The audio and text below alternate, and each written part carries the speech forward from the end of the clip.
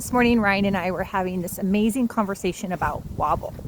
And he wrote a blog the other day about, oh gosh, it's just an incredible blog. I mean, it's genius. These last two blogs he's written, and you can see his genius personality come through. But at the end of the one blog, he credited working with me as part of like holding the line, because I'm always talking about stay in the course, stay in the course, stay in the course. And there's something that we realized in human design way back when, and it's a good thing to remind yourself, is Ryan and I both have open heart centers. So we need to be like motivated to keep going. Even though I'm a human design generator, I still like need that. And I started studying human design in 2020, I believe.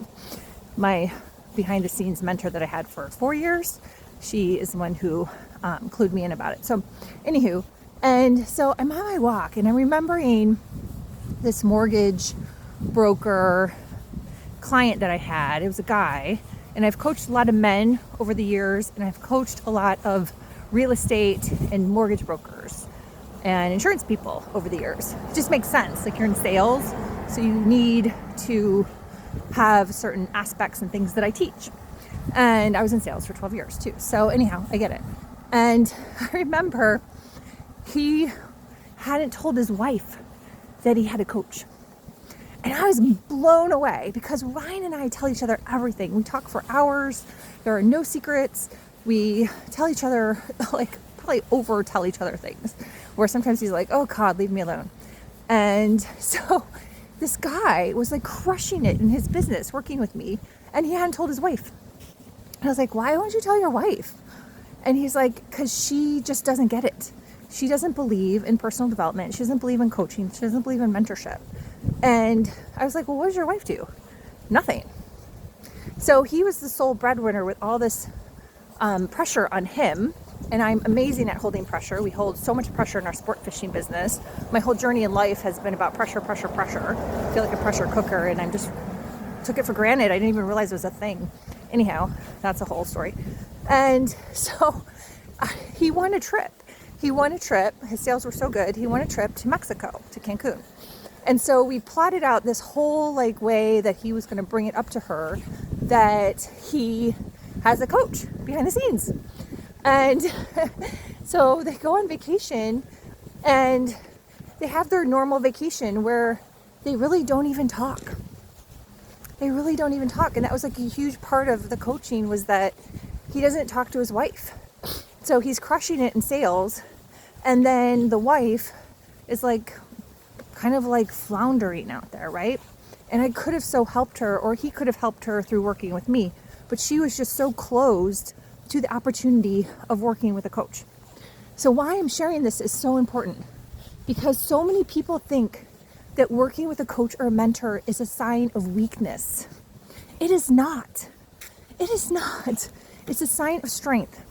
The fact that my husband can sit with me for like 2 hours, let's say, every morning, deal with me throughout the day and all my magical downloads that happen and all the things I pick up and connect the dots on, or other programs I tap into and listen to, and he can handle that is amazing. My husband is a fucking warrior.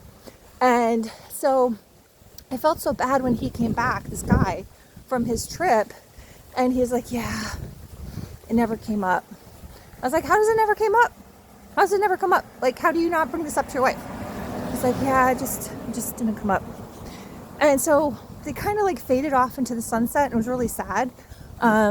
It's been a few years, so I don't know what happened to him. I wasn't thinking about it till just this morning. Thought I'd jump on here and share. But your life is just going to keep passing you by if you don't get the help you need. So if you're an open heart center in human design, you likely need a coach. If you have other centers or other things in your design, like, look at that. Like, use your human design, work on your conscious awareness, which is what I help people with. Foundationally, you need to have that. Like, just buying another marketing program because the coach is making millions of dollars, you're just funding her wheel. That's all you're doing. You're funding your wheel. Like, I get so many posts and things I see, and I'm like, Yep, that does not align with me. Nope. I am well beyond the fact that you think I need that. I do not need that. And that's why I know this, is because I'm so conscious to what I know. I follow my human design. I have for years. I get better and better at it all the time. And I study with other people, so I'm always working on that, because we're always students of human design. No one's an expert. And you just are always like working on things. And it's so important to also like follow your intuition. Like, what feels good to do today? How do you feel? What's the little ping that you just got to take action on? I had a whole thing happen yesterday at the library that's bananas. Like, I am still processing what happened to me yesterday at the library. And what did I do? I think I did a story about it for last night, like part of it, just a part of it. It's going to continue to unfold. I know it is. And it's so cool and so magical. So when you have the right mentorship and you can keep going with all of these things and stay the course and not have wobble, like, your life will change. I promise you. DM me for one-on-one. Check out my Work Together page on melindavanfleet.com, or join my Patreon, Conscious Convergence. You'll see content there and a new group that I'm starting. All right, bye for now.